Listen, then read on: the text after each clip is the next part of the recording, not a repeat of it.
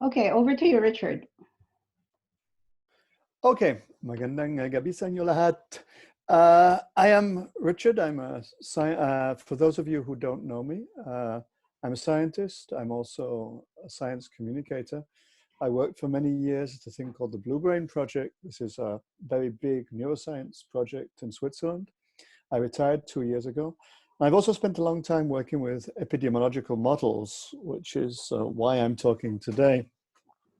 And I've recently gone back to work with the Blue Brain Project. We're contributing to COVID research worldwide. And I'm there today as a COVID specialist. So I don't do a lot of original COVID research. I don't do any original COVID research, but I am in a very, very good position to talk about what is going on in the world today and where we're at. So, can I have the first slide, please?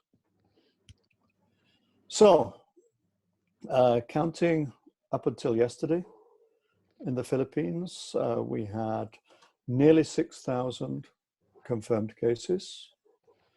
We had 387 deaths so far reported. If you look at the curve, you'll see the curve of deaths and of cases is growing slightly more slowly than it was. It slowed down around 30th of March. Since then, it's continued to grow, but less steeply than before. Now, next slide, please. You can compare this to the situation in the United States. And here you see, that you have almost a third of the US population, but you've got only a tiny proportion of their cases and only a tiny proportion of their deaths. You see that in the US, there's been hardly any slowing of the epidemic at all, though actually in some places like New York, where it was very fast, it is slowing now.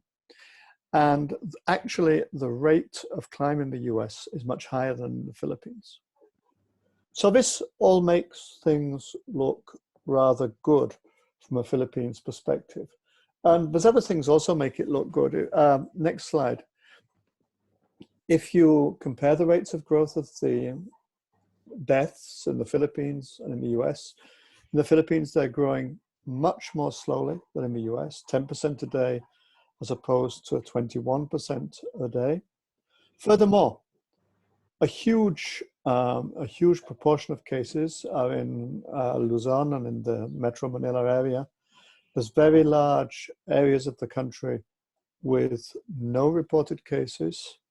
And even in big cities where you'd expect the epidemic to spread, like Cebu or Davao, the number of cases is still low, though I did note that in the news today, Cebu had a jump in the number of cases actually today. But still, at first sight at least, this looks like good news. Next slide. Now, there's a number of reasons why Philippines may have an epidemic which is less severe than in some other countries. And the biggest and most certain of these reasons is because the Philippine population is much younger than the population in countries like the US or even than in China. If you look at the table I'm showing on this slide, you see the death rates. This is for the whole population. It's not just for sick people. By age group, and you see it's much, much higher for people who are over 80 or over 70 or even over 60 than it is for young people. In fact, in this particular sample in Wuhan, no one died until they were over 19. So you have a younger population.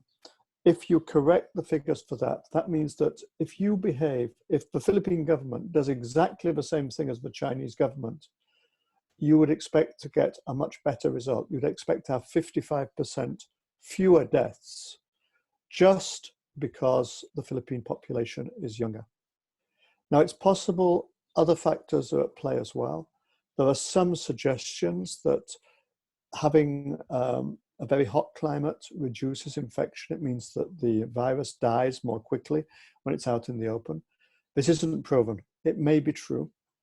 There have been suggestions that being vaccinated against tuberculosis with the so-called BCG vaccination may also be protective. This is a mandatory vaccination in the Philippines. The kids get it. So this could also be a helping factor.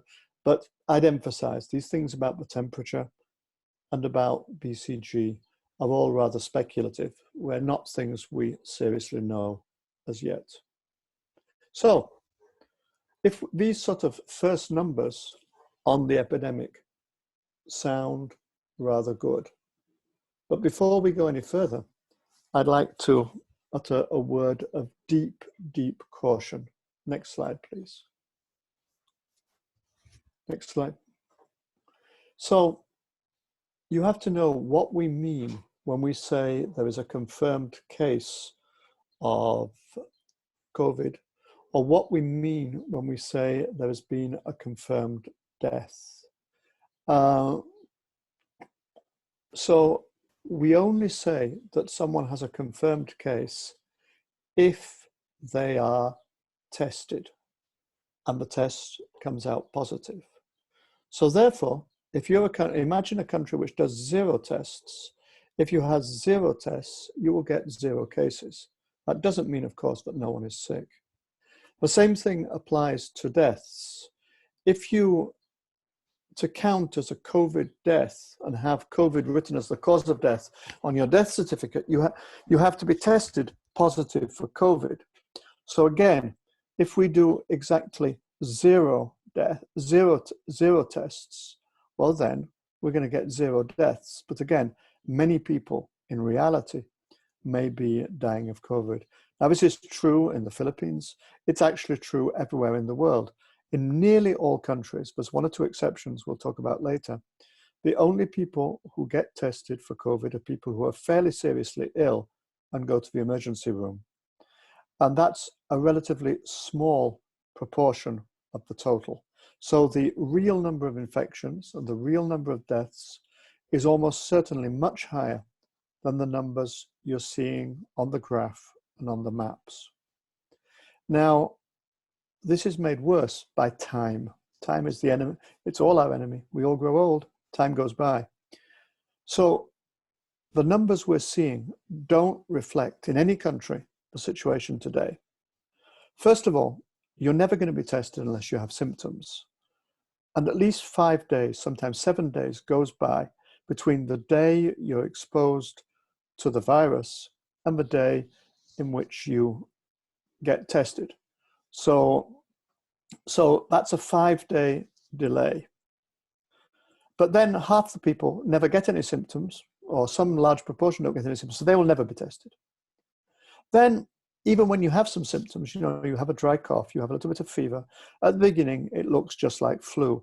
And it takes more days, maybe another 5 to 7 days, before you're seriously ill and go to hospital.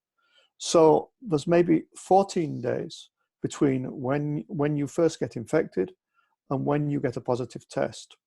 So the tests are 2 weeks behind. But then it takes them a week to do the test because you're queuing up behind all the other people who need to be tested. So now we're at 3 weeks before 3 weeks delay. And then even when the result is positive, they start sending messages to the authorities. And maybe that takes another week or 2 weeks. So there's usually something between 4 and 5 weeks delay between when you get infected and when the authorities know you're infected. So that means that whenever you look at the numbers for the Philippines or any other country, you're not actually looking at the numbers for today, you're looking at the numbers for a month ago. Now we know that the epidemic of COVID expands exponentially. If we have 10.5% growth in cases every day, as we seem to have in the Philippines, in 3 weeks, the number of cases multiplies by 8. So if our numbers are saying we have 1,000 cases or 1,000 deaths, the real number might be 8,000. And that's not counting the people who don't get tested at all. And maybe the real number is something like 80,000. In other words, just looking at the figures and saying, oh, everything's okay, it's not too bad. Well, that's being way, way too optimistic. Things aren't as good as they look. So what can be done? What can the Philippines government do? Let's look at the next slide. So one option, of course, would have been to do absolutely nothing. Thank goodness we haven't done that. The Philippines government has not done that. Just suppose, though, that they did nothing. What you see on the left is a graph of the number of infected people in the Philippines if the government did absolutely nothing. And the projection from my model for this is that if the death rates are about the same as in China, we would end up with nearly 1 million deaths. That's, if you imagine that Yolanda cost 6,300 deaths, we're talking hundreds of times, 300 times more than that, like sort of a Yolanda every day or so. So it's absolutely horrific. Now we know that your population is young, so maybe the deaths would be a bit lower than in China, but even then we'll have close to 500,000 deaths, which is very close to the overall number of people who die in the Philippines every year.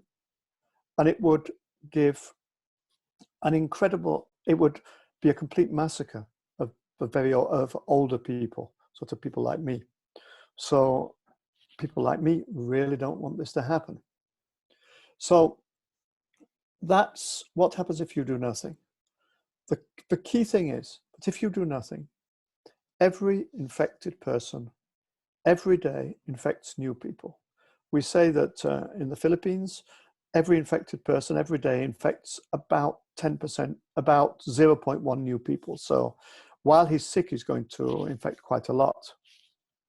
And as long as that's true, the epidemic will grow exponentially. That's what you see on this curve. You just get more and more infections. And in the end, 60 or 70% of the whole population will be infected. So that's what happens if you do absolutely nothing. It's also what happens if you do something, but then you give up. So you go back to having a small number of infected, then the government just gives up and stops intervening. Well, then you just start on the same path all over again. So that's not a good idea. So fortunately, though, we said, this is, before we get there, next slide, please. And actually, I wanted to add that what we're seeing in my model is not the most dramatic forecast which is out there. The Philippines Institute for Development, I saw a recent report of theirs, projected that in their worst case, you actually get 1.2 million deaths. I think that's probably a little bit exaggerated. What I mean is that different models all give results which are absolutely appalling. But of course, all this is if the government did nothing. And fortunately, the Philippines government has acted, so we're not going to have 1 million deaths. I want you to look at the next slide, please. The next slide is produced by our favorite company, Google. Google measures where you are at every time of the day. Google knows everything about everybody. And how many people are at work, how many people are at the shops, how many people are in parks, how many people are in their homes, how many people are in transit stations, and so on. And they compare this to what you had in January before the epidemic struck. And you find that thanks to the government's measures, the number of people outside their homes has gone down absolutely enormously. So the measures your government has taken really have had a big effect on the on the way people are behaving, on the number of people going outside, and therefore on the number of people meeting other people and maybe creating other infections. And if we look at the next slide, we see some graphs. These come from the UP group, and we see that the number of new infections created by each person has been slowly going down. We call this R0, has been slowly going down. And by about April 7th, that's about 2 weeks ago, we were below the famous R0 equals 1. This means that each person is actually infecting less than one other person before he or she recovers or before he or she dies. Now, if this happens, we know from epidemiology that sooner or later, the epidemic will actually die out. So these numbers really show that the government has placed the Philippines on a track towards suppressing this epidemic. But that doesn't mean that everything is good. Let's look at the next slide. Now, a lot depends on how many infections you have at the start of the epidemic, at the start when the government action takes place. And this is unfortunately a number we just don't know, for the reasons I said earlier. We don't know how, the numbers we have for cases and for infections just reflect the number of people who've been tested, and there's probably many people in many places in the Philippines where testing hasn't taken place at all. So we really can only guess at this number. But let's take the worst possible case. We assume that there really was a very high number of infections at the beginning. It had spread widely. Well, in this case, with the intervention, we project that you'll end up with something like 6,500 deaths. In other words, about the same size as Yolanda. And in fact, if we correct this for age, that was with Chinese death rate. For age, it might be 2,800, 2,900. That's half the size of Yolanda. So in other words, it becomes a national disaster, but only a normal national disaster. We're not talking about 1 million dead. And this is a measurement of quite how effective the government intervention has been. So yes, it has reduced the death toll by an absolutely unimaginable amount, by a factor of more than 100. That's true. That's the good news. The bad news is if we look at the curve of this epidemic, before we get down to 0 infections, a very, very long time goes by. And we might, if we're going to wait to lift the lockdown until there are very few infections, we might have to wait 3, 4, even 5 months. And this does have a very positive effect on deaths from the disease, but it also has an enormous human, social, and economic cost. And I know that many people in the Philippines quite correctly are asking, can we possibly afford to do this? Is this actually a feasible option? Is there anything we can do which is better? So to see what we can do which is better, I think we have to look at other countries which have been successful in dealing with the epidemic. Next slide, please. I'm going to choose 6 countries, though Singapore should have a question mark by it. New Zealand, Iceland, South Korea, Vietnam, Thailand. They all the government intervened very, very quickly as soon as they saw there was a risk of an epidemic. In New Zealand, they intervened, and in Iceland, they intervened before they had a single dead person. So immediately. Immediately, they imposed restrictions. These are not the sort of restrictions you have in the Philippines today. But they cancelled big events. They asked people to work from home where possible. They asked people not to do long distance travel. So it was, if you like, a very mild form of lockdown. And they started mass testing. That means they rolled out huge numbers of tests everywhere. And when someone tested positive, they isolated those people. That meant they put them in quarantine. And above all, very, very important, they traced and they isolated their contacts. So if you know that I am sick, people come to your house and ask you questions, and they try and find everybody you've met in the last week or 10 days and look for those people, and they put those people in quarantine as well, because very likely some of them are developing the sickness but haven't got any symptoms yet. Now, this strategy absolutely works. All these people, all these countries have kept their number of cases under 50 a day. So it really, with 50 a day, you have a large team of people testing and tracing contacts And you can really capture every single person who gets sick. You isolate them and then things are good. I did say we should put a question mark after Singapore. This is what Singapore did too. And just in the last 2 days, there's been a surge of infections in Singapore. So it seems it didn't work there. And the problem in Singapore appears to be in the cheap housing they have for immigrant workers. They have housing very much like a lot of housing in the Philippines, with a large number of people in each house. And these things are hotbeds of infection. The Singapore health services didn't reach there. They weren't monitoring there. And now suddenly these places have started creating very large numbers of infections.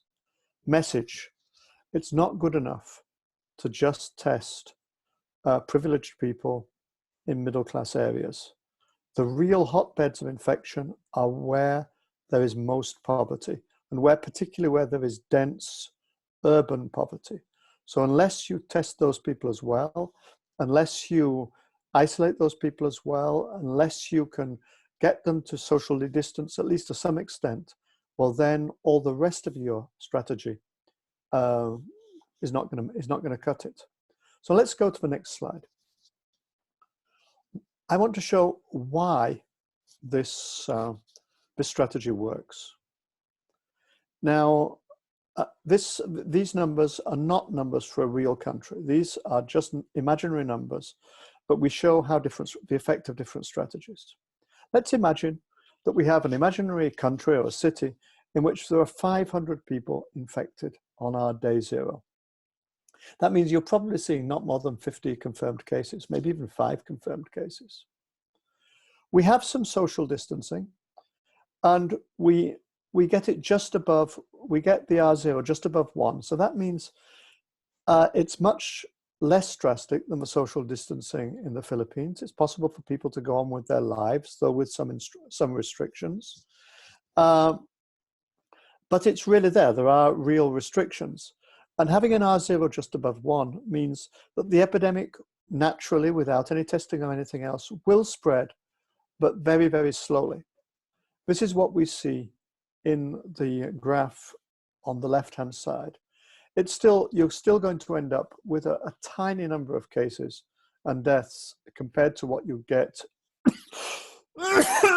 with no intervention at all.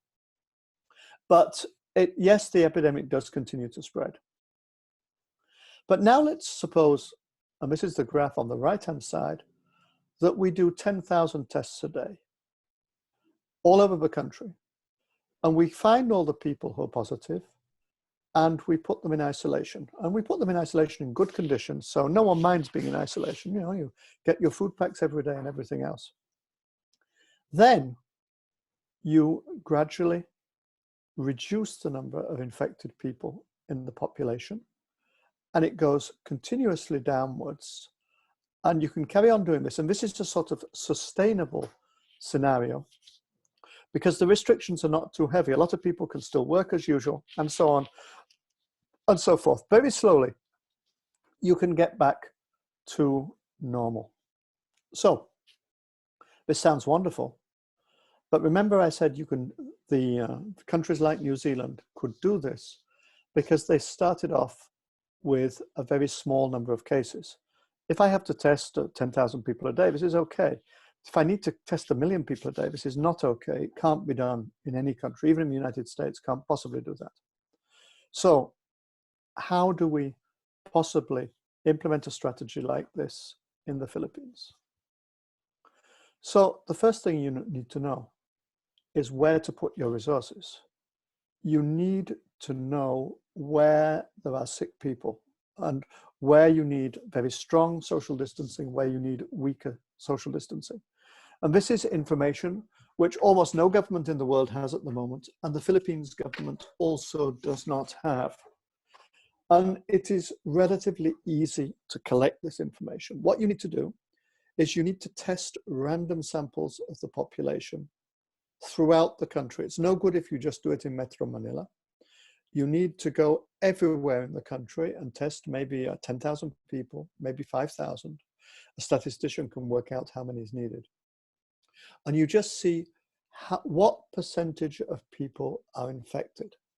Where there are none, you still need to keep precautions going because you don't want the infection to spread without you noticing.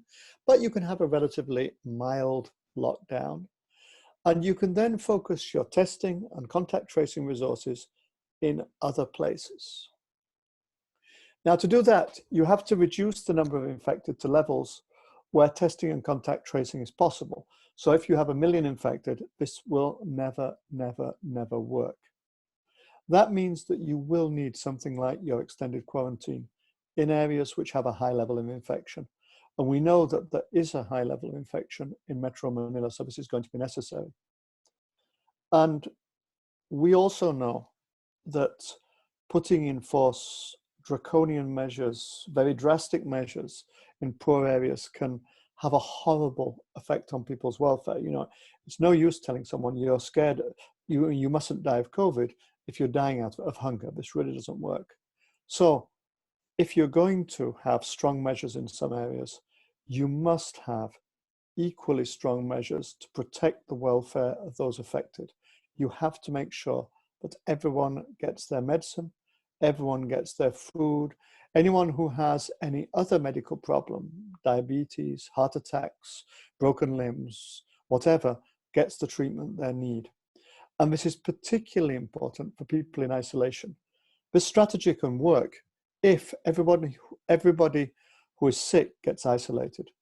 Now, if being isolated means being put in a place like a jail where people beat you up, if it means dying of hunger, if it means not being able to feed your family, no one is going to do it. So you have to make sure that people have an incentive, have the right incentives to isolate when isolation is needed, i.e. when they think they might be ill or when they've been in contact with, even when they've just been in contact with people who are ill. So this means some really creative economic planning. So we need knowledge of where the infection is. We need to get our numbers down in highly infected areas. And then we have to prepare for what I call the post-acute phase of the epidemic. That means once the numbers are down, once you really only do have 20, 30, 50 cases in a day, then you can start relaxing a little. So we need plans for a phased relaxation of the quarantine. We need to buy very large numbers of test kits, because without test kits, this is not going to work. And we need to prepare the logistics. That means we have to have people out there testing people. We need to train staff, nurses, medical students, whoever, to do the testing. We need the logistics to make sure that the tests get to a laboratory really fast.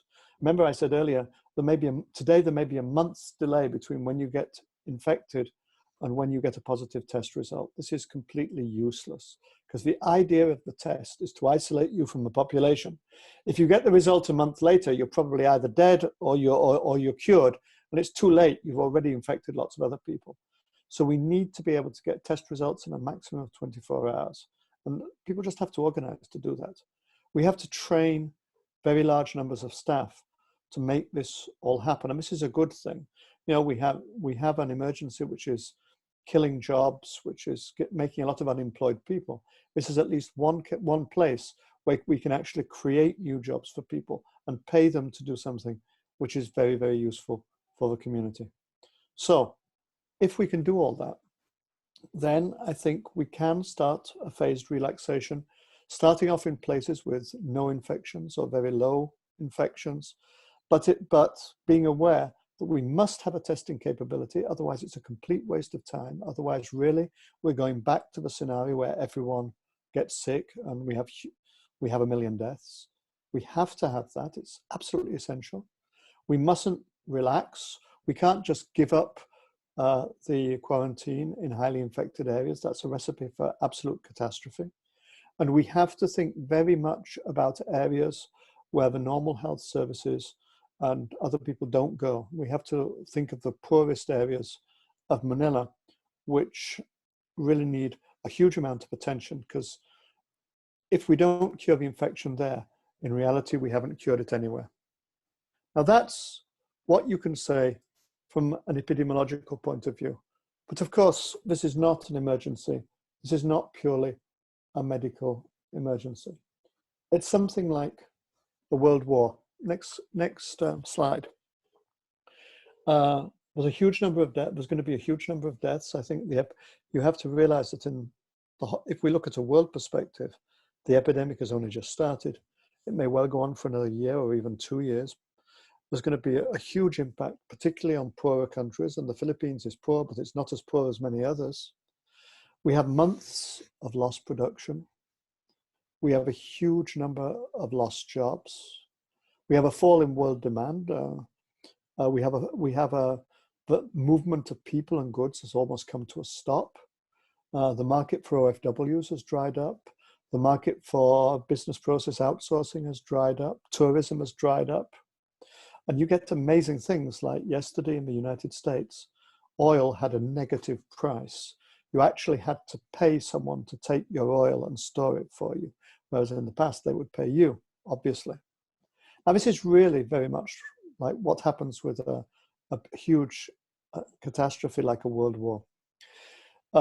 In the Philippines, you don't really study a lot World War I, but between 1914 and 1919, the European powers hammered each other, killed a huge number of people. And in 1919, they finally made peace. And one of the most important economists of the 20th century, a man called John Maynard Keynes, wrote a book called The Economic Consequences of the Peace. And in this book, he argued that we had to remake the European economies on a completely new model. And we had to make Germany, which was the loser in the war, part of that model. And otherwise, he said, the consequences would be catastrophic. Now, the governments of the time did not follow his advice. The consequences were catastrophic. We had the Great Depression in the end of the 1920s and the 1930s. And that was followed by Nazism and fascist Japan and World War II and everything you know about. So after a war, a catastrophe, you really need to change your business model. You need to do something completely new. And I don't think this is completely impossible. There are things you can do at a Philippines level which would be really useful. Part of the impact of the epidemic is because there are large parts of the Philippines in rural areas, but also inside the big cities, where basically there is very, very little high quality healthcare. You can't be treated for any difficult disease because treatment requires money and the money isn't available. So we need ways of getting healthcare to everybody. And we can use new tactics to do this. In Mao's China, they invented barefoot doctors. I've seen this in India too. People with a minimum of medical training who go out and give a minimum of basic care and then send the people who need it to properly trained doctors. This sort of thing is feasible. We have huge problems of accommodation. If the epidemic spreads very fast in poorer areas of Manila, this is largely because of very, very high density habitations where it's absolutely impossible for people to self-isolate. So somehow there needs to be a way to resolve big housing problems. And of course, building housing, making it available to people is also a massive creator of jobs. This is one of the ways America got back to work after the Great Depression by building housing and by building infrastructure. These are all things which the Philippines desperately needs. You have agriculture. We all know that Philippines agriculture has not been competitive in recent years. Philippines used to be a net exporter of rice. Now it's a net importer of rice. Well, some of the imports from the rest of the world are collapsing. This is an opportunity for the Philippines to rebuild its agriculture and to get on a more prosperous, more sustainable level. Of course, none of these things sound really, really likely. But whether they're going to happen or not really depends on Filipino people. It's also possible that once this is all over, because it will be over, in a couple of years it will be over, everyone goes back to business as usual.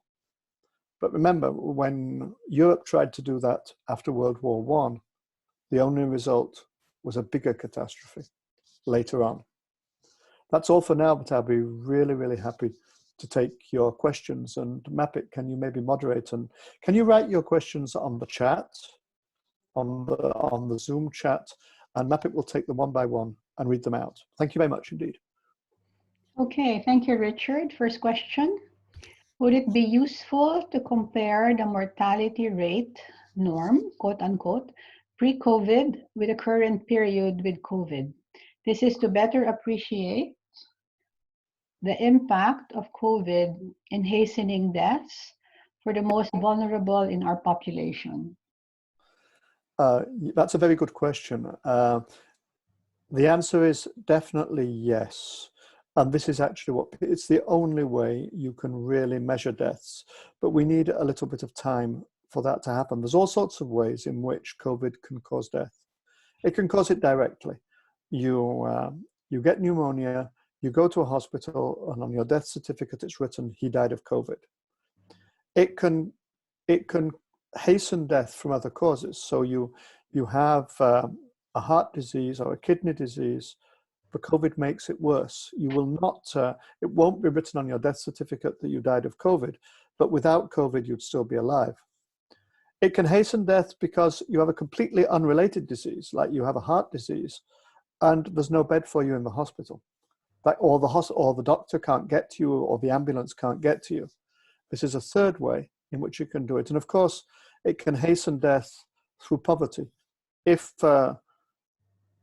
COVID means you lose your job and you're not eating enough, or your kids aren't eating enough, or you're not getting the medicine you need, or your kids aren't getting the medicine you need, well, that too can be a cause of death.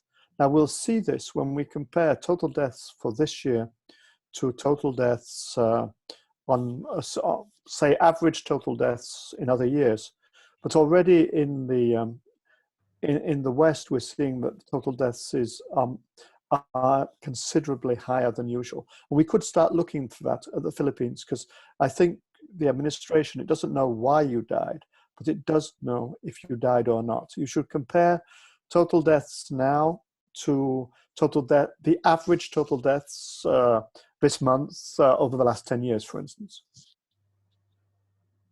Okay, thank you, Richard. In your presentation, you quoted a report from PID. Can you explain PID? This is the Philippines Institute for Development. I think this is a draft version of the report. I'm not sure it's published yet, but here they look at, but it's very interesting because they do what most people don't do. They bring together epidemiology, which forecasts the way the epidemic will go, with economics, and they look at the impact, the economic impact. I think if you look on their website, I haven't done that because I received this. PIDS, I think you're referring to PIDS. Yes, yeah. Richard. Yeah. Okay. Institute of Development Studies, yeah. I think on your website, you'll find their latest publications, including this. Yep. Okay, Professor Nolasco, since you're already online, you have a question, you can go back to normal? That was your question. Can you explain a little bit more? What's normal? What is normal? Okay. Okay, so I think it's going to be a long time before we can go back to if ever, that we can go back to exactly the life we were having before COVID arrived. You know, take an example is international travel. As long as there's any country where the epidemic is still running, the other countries are going to be very, very wary about letting in travelers. And in the Philippine context, that means that tourists are not going to arrive on the one hand, and OFWs are not going to find work, and that's they're not going to find new work. So that's another one. So economically, things really will change. It's also true that we probably don't need the sort of extended quarantine we have now into an indefinite future, but some other restrictions, for instance, restrictions on big events, maybe restrictions on entertainment, encouragement to work at home for people who can, I think they're going to stay in place for a very long time. I'm sure though that within a relatively short time, it should be possible to leave your homes and things like this. All right, thank you, Richard. Next question. Is there a data on the social class of the confirmed cases?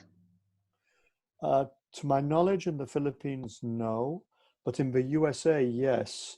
And it does seem that poorer people are much harder hit than richer people. There are several reasons for this. One is that it's much harder for someone in poor quality housing with very little money to self-isolate. You know, if I have a good income, I can do all my shopping online. I can have everything delivered, and I can live for a month out of my freezer. If I have a very low income, I can maybe buy 1 or 2 days food. That's all I can afford. I don't have a freezer, so I have no way of keeping it. And I'm forced to go out to do some sort of work, maybe building work, maybe mechanics work, maybe electrician's work, maybe a shop, maybe working in retail. And all that exposes me to other people. Then in the US case, but also in the Philippines case, to add to all that, I don't have access to high quality healthcare. So because high quality healthcare is for money. You should know that a lot of this in Europe is less serious. Everyone has free access to healthcare. So the advantage of being rich in Europe is much smaller than it would be in the US or in the Philippines. Okay, this is from Pauline. My family in Batangas is following the positive cases in the province. Outside our subdivision is the Riles, this is the train track. Until last week, all of the confirmed cases are those coming from the middle class families with members working in big cities or who can afford traveling. But those in the disadvantaged areas are still free. But that may be in Lipa. Manila and bigger cities will be different. Can you comment? Yes, I'm sure that a lot of cases do get imported by people, middle class people who travel from Manila or even from abroad. I'm sure that's true. It's also true that poorer people are much less likely to be tested. So if I have some fairly medium symptoms and I'm in the middle class and I'm in Manila, I might go to Asian or to St. Luke's or somewhere and get tested, and they'll tell me if I have COVID or not. If I live in a small town in the provincia, it's very unlikely that will happen. So probably the number of cases among poorer people is understated. Then once it starts among poor people, there's a risk that it spreads much faster than among richer people because they have so many more contacts. They have it because it's so much harder for them to isolate. So how many times in a week must one be tested? Well, ideally, you'd sort of do it every hour, but that's not going to happen. I think realistically, we probably talk in an area with high, so it depends where you are. In an area where there are not many infections, this sort of what I call serological testing, that's testing to see if you've had the infection without knowing it. That can be sort of once a week through the whole country. But that doesn't have to be every individual. It's enough to take a sample of individuals. I don't have the skills to work out exactly how big that sample should be, but I should think 5,000 or 10,000 people is probably enough. So it doesn't mean you have to test everybody every week. Now, a completely different thing is when you get a low number of cases and you're testing to try and find people who are sick. There, you probably need to test people at least every 2 weeks, and every week would be better. Okay.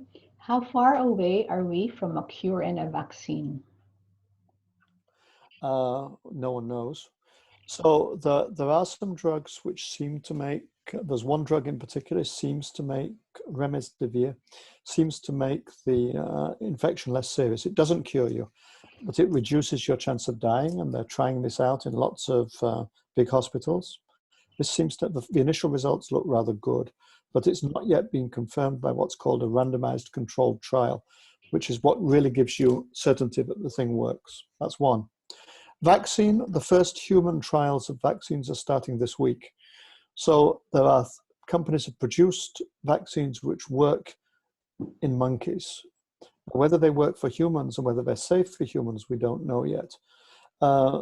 There's probably about 50 possible vaccines currently going into trial. And in drug development, nearly all candidates fail. This is because there's lots of things which do cure the disease, which unfortunately kills the patient as well. So you have to be extremely careful, and particularly with vaccines, which you want to use with billions of people. So you can't afford to do something which is dangerous. So they'll test that. This will probably take several months to do the testing. And then you have to manufacture it. So they've been saying since the beginning, a year or 18 months away. I think sadly, that's still true. Okay. What assistance are the international organizations giving to countries like the Philippines? It's a good question. I don't know all the answers. People like WHO, as organizations like FIND, which I'm actually working with at the moment, are giving a lot of advice. Advice about what tests work, advice about how to do testing strategy, advice about best medical treatment, advice about best quarantine or lockdown strategies. But of course, every country has its own situation. So in the end, local decision makers have to make their own decisions. Now, in terms of more concrete aid, there are real problems in poorer countries, like in some places in Africa with famine, where the supply chains have broken down and therefore food is not getting there. So there is emergency food aid being given, unfortunately not enough. I think that's going to increase over the next few months. So I think the biggest thing which is needed at the moment are test kits, protective clothing, respirators, and some countries, some individual countries have been helping the Philippines. I know China has given a hand. I believe Cuba's given a hand. I believe also there's been some US help. So, but big international organizations, I think most of what they're doing is advice rather than concrete material help. Thank you. We may be complacent once community quarantine has been toned down, and we may oversee that previous patients who have been cured could possibly have a relapse. What is the likelihood of relapse? So there's social relapse and there's individual relapse. We do know that the disease damages people's lungs. So even without getting COVID again, a lot of the people who've been critically ill in hospital are going to have problems as we move forward. Could you get the disease again? We don't know that as a fact. Like there's some diseases where immunity doesn't seem to last very long. It lasts 2 or 3 years. I think almost certainly you get some short-term immunity. Now, whether this lasts for a year, 5 years, 10 years, or for life, we have to wait a year, 5 years, 10 years, or life before we actually know that. So we can't say. But I'd be moderately optimistic about this. You know, our immune system is designed to protect us from this sort of thing, so that we learn from the diseases we meet and we learn not to get sick too often. If we didn't have this, we probably would no longer be present on the planet. So I'm reasonably optimistic about the design of the human immune system. Of course, being immune against this disease does not protect us at all against any new diseases which might come out in the future. So coronavirus is a big family of viruses. We've already had 2 epidemics before this one. We had the SARS, and we had a much smaller epidemic of a thing called MERS, which came from camels, which started in the Middle East. And there's no guarantee this is the last one or even that it's the worst one. So we have to use this, what's happened this time, as a warning to have our systems in place so that we can deal with it better another time. You know, when you start reacting is fundamental. If you're like New Zealand, you react on the first death and you really get things going. You're not too badly affected by this. If, on the other hand, you react very late, I take the case of Italy or the United States, well, then the number of deaths becomes colossal. And we mustn't think that, I don't want to be pessimistic, but COVID-19 is not the worst disease possible. You know, COVID-19 probably kills 1% of the people who get infected. We have diseases which kill 60% of the people who get infected. And that is really talking about the future of humanity on the planet. So we need systems which can deal with that as well. So far, we're lucky. we've never had in recent history a disease which killed lots of people and was very infectious. They've never come together, but there's no guarantee it's always going to be like that. Thank you. Next question. I understand that you would go for at least two kinds of testing. One, a randomized testing for the entire country, city, province, barangay. Two, specific testing for individual or groups. Could you estimate the impact of using masks? So using masks. So masks probably do no harm. And masks are very widely used in Asia and very little used in Europe or in the United States. I think for cultural reasons. For some reason, the Europeans and Americans refuse to wear them, even if they might be useful. And for some reason in Asia, they have been much more widespread, even in previous epidemics. Now, masks definitely do not provide 100% protection against the disease. You have to take them on and put them off. And also the holes, the pores in the mask are so large that viruses can actually go through them. Now, some research says that they are of no use at all. Some research says that they may be of some use, but not very much. As I say, wearing one can't possibly do much harm, but you shouldn't think that a mask is a panacea which is going to resolve all our problems. Okay, next question. Still on testing, there are a lot of testing kit types going around the online market. Which one is the most accurate? Is home testing a good option? So home testing will be a wonderful option when it works. So there's basically two kinds of test. There's what's called PCR. PCR is the gold standard. It's the best possible test you can do. Unfortunately, it requires a lab. It requires expensive equipment. It requires reagents. So you have to get a swab from somebody, then make sure it gets to the lab without being spoilt or contaminated. Then the lab is probably overworked. Most of them are in Manila at the moment. Wait for the result. But the result is almost certainly accurate. Now, there are rapid test kits coming out which let you do that at home. That has an enormous advantages. It's much cheaper. It's much faster. We could test tens or even hundreds of times more people for the same cost. But for the moment, we don't have a lot of data on how good these tests are. And we know that there are fraudulent tests which do absolutely nothing, which are a waste of time. And we know there are tests where the manufacturers claim they're good, but it hasn't been independently proven. So if you do use rapid test kits, the other thing is that the rapid test kits work by looking for antibodies in your blood. So they're no good at getting you when you've just got sick.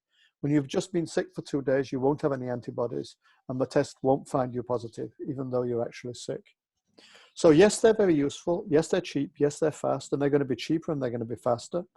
Today, the quality is questionable. If you do them, I'd go for test kits made by big recognized brands, which would presumably have very bad consequences if they release stuff which didn't work. I wouldn't go for no-name kits, but in the medium term, kits are going to be tested independently and they are going to get proper certification. When they've got that, I think it's a good solution. Thank So you. yes, but maybe not immediately. Thank you, Richard. Next question. Can you give a projection until when is the new normal, quote unquote, in the Philippines? We have to define what the new normal means. If you mean some sorts of restrictions, I think we're talking for a minimum of 2 years. If we're talking about extremely drastic restrictions, as in the ECQ today, much less. And this depends on government. So, your president could lift the restrictions tomorrow morning. I hope he doesn't. If he does, I think we're looking at our first slide, the one with hundreds of thousands of deaths. So I really hope he doesn't do that. The drastic restriction, I think the worst of the epidemic will be over in 4 or 5 months. So In the places with very little infection, you can start relaxing the restrictions immediately. In the places with most infections, probably in 4 or 5 months' time. But that I do realize that that is appalling for places like Metro Manila. So there's going to be a lot of thinking about what to do, whether you can even lift it partially in some areas of Manila. I don't know the answer to that. So is it safe to say that international travel will only be safe once a vaccine has been made? Well, there's two scenarios. It will be safe if there's a vaccine. It'll be safe when the epidemic peters out everywhere, but that's a long time in the future, 2 years. The epidemic will end in the end. In the end, all epidemics end, but that can take a long time.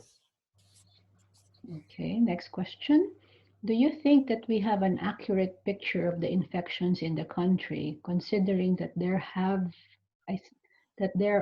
been a selective mode of testing, and considering that there are asymptomatic individuals? That is what I said at the beginning of my talk. It's not only we have inaccuracies of our picture may be completely and totally wrong.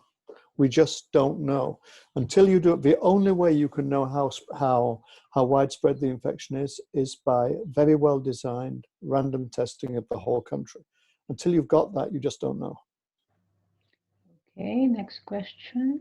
Is there any positive experience elsewhere on successful zonal or controlled ECQ that the Philippines can learn from? So I have heard of plans for total complete lockdown in a place, Sampaloc, which is in Manila, for 48 hours as a test case for potential countrywide ECQ easing and control.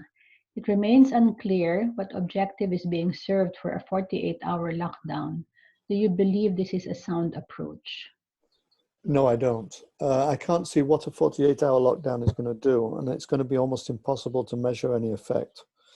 But zonal, if you take large zones, yes, there are effects. So in China, their biggest epidemic was in Wuhan, was in Hubei province, the city of Wuhan, and they locked that down completely. While restrictions elsewhere were very firm, but not as drastic as in Hubei and in Wuhan, and that does seem to have worked. So China is now down to almost no cases, and the Chinese economy is starting up again. So if you take zones as being big, and you take the lockdowns as being long, and you take the relaxation as being slow, well then yes, it does make sense. But doing something for a few days in one very small area, I can't see what sense it has. I'd like to hear a justification for that. Thank you for that. Do you think ending the trade of wild terrestrial animals, especially consumption, could help prevent the spread of the next pandemic? Good question. Again, it probably doesn't do any harm, and it has very little economic impact. And in fact, already China has ended a lot of this. But you can get diseases from animals with whom you're in contact through natural means. So a big vector of disease throughout the world is bats. Bats spread Ebola. Bats also spread coronavirus. Our previous coronavirus epidemic, MERS, came from camels, which is a domestic animal. So you can't get rid of those. So I don't think it's a bad thing to stop the trade in wild animals for eating, but I don't think it's going to resolve it. That won't prevent all future cases. All right. Any other questions? That was the last in the list. Any other questions? I'm going to unmute everyone. If there's anybody who has a question. If there are none, Pauline? Yes. Hello? Yes, Professor Nolasco. Pauline might want to share the experience in Fukui, because it started from one person, I think, who went to Tokyo and who owns a restaurant. What is the situation now in Fukui? So here in Fukui, it's a rural prefecture with about 700,000 population. As of today, we have 118 cases, and then 5 deaths. 118. Oops. Sorry. Okay. Can you hear me? Yes, yes, we can hear. Yes. So we have about 5 deaths, and then today the confirmed case today is actually a nursery school teacher. So what had happened was that there was one director of a big company who went to Tokyo for a couple of days, then came back here, tested positive after 4 days. But within those time between he got confirmed, because before he got positive, he was actually going out with other directors of other companies. And so most of our cases, at least right now, they can still trace it, but most of them comes from affluent families. Here in Japan, we don't have a lockdown. I would call it like a soft lockdown wherein people are being asked to at least restrain from going outside. The only thing that are canceled are classes in schools, but the problem is nursery schools, because they're not necessarily under the Ministry of Education, they're still open. So today, the case that we had is a nursery school teacher. Ooh. Yeah, so that's going to be scary. And then plus, like 2 days ago, one of the positive cases was a nurse. So right now we're running out of beds. So what the government is doing, at least here in Fukui, is that because the hotels are all empty right now, so several hotels are designated just for those with symptoms. And then, just like in the Philippines, we're having some problem with some of the medical workers being discriminated already. So, or they would rather not go home. So some of these hotels, like in the Philippines, are being open just for them. We don't know what's gonna happen really, but for us here, mask is very important, because it tells people, it's like a sign now saying that as much as possible, I don't want anything happening, so please stay away from me 1 to 2 meters. So I guess that's also helping a bit, but as to what's really going to happen, because that nursery school teacher has been having her kids with her, so we don't know to what extent that would affect. So we with no equipment, Pauline, she was teaching her. She has masks. So because right now here, before you can ride a train, enter any of the establishments, we have to wear masks. Even outside, once you go outside, you have to be wearing masks. That's why also, for example, the prefecture right now, the government has given each families like 2 kind of papers that would give us the chance to buy 2 boxes of masks. In, for example, the university, what we've been doing is that using our research funds, the whole university had tied up with one of the companies so that they would mass produce masks for the professors, for example, those kinds of things right now. But they were wearing masks, and the kids are wearing masks. Pauline, it only started from a person who's Just one person. affiliated with the restaurant business, no? Yes. Tama? Mm-hmm. Yes. What happened to the other 100 that became infected? So because I think one of the biggest difference also in the Philippines and here, restaurants here are very closed. So when one person eats there, people are just touching everything that you've been using.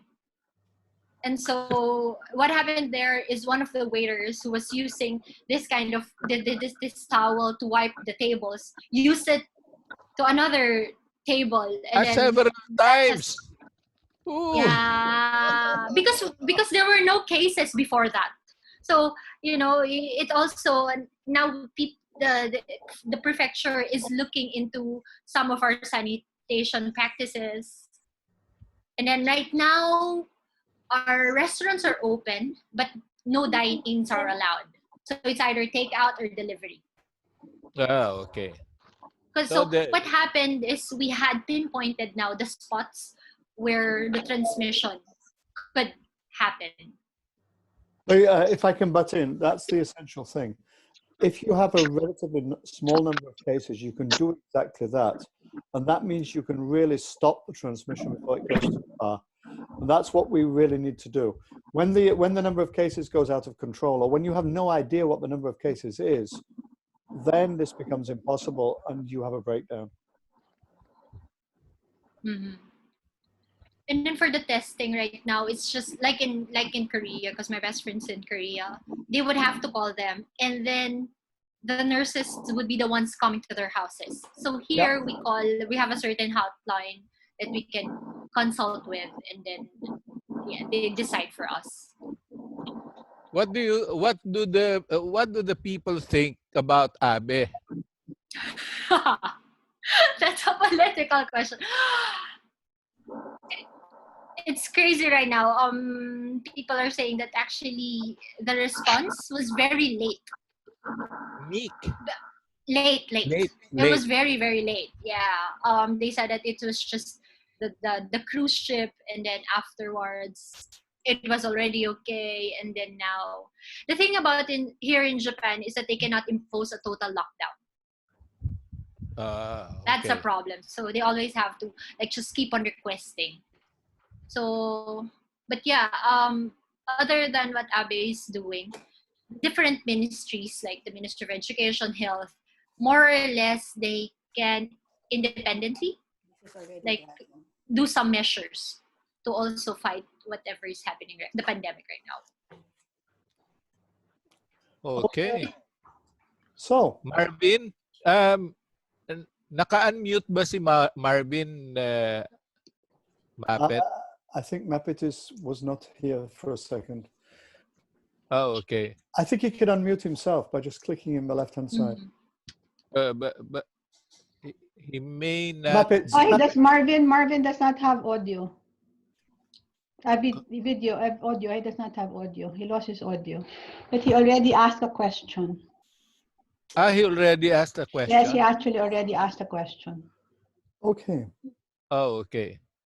His question, yeah. Okay, so I think this has been a good session. Thank you, everybody. As usual, we have very, very good questions. I hope I've managed to answer them. Anyone else want to say anything to wrap up? I think we have to wrap up now, more or less. We're running out of time. Okay, I think it has been a good session.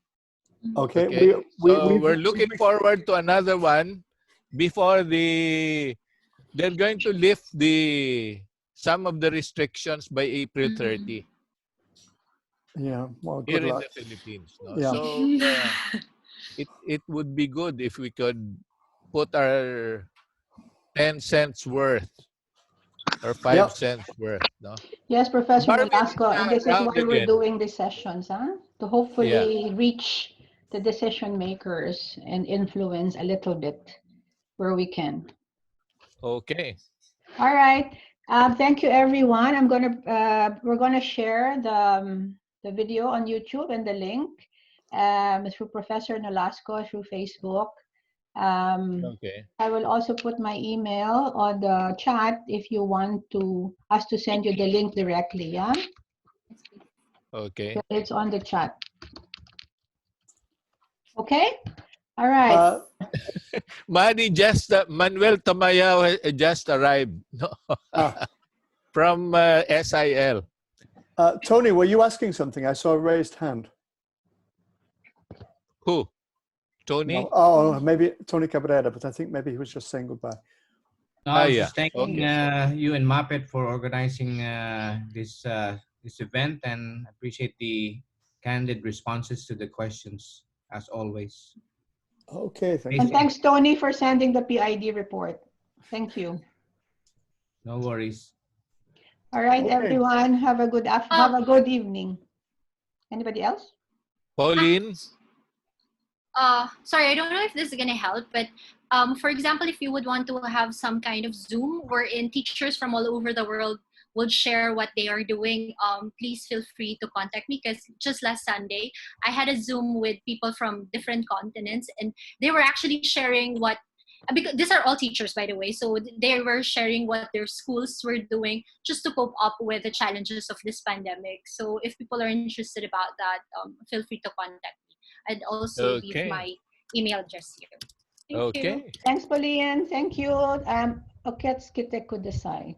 Manita ありがと Mayaw うご is ざいました。 around. すごい、すごい。Yes.めっちゃすごいんです。 Yes. Mara- All right. Maraming salamat. Salamat Maraming po. salamat. Bye-bye. Ingat. See you, everyone. Keep Yes. safe. Bye. Keep Bye. safe. Stay safe. Keep Bye safe. bye. Bye Bye-bye. bye. Bye bye. Coronavirus. So, Ricky, yung merong bukas. Thank you po. Nande Nihongo wakarimasu ka? Hi. Nande? Sugoi. Koko de, did you study here po? I forgot. It's only small. I've forgotten my Japanese already.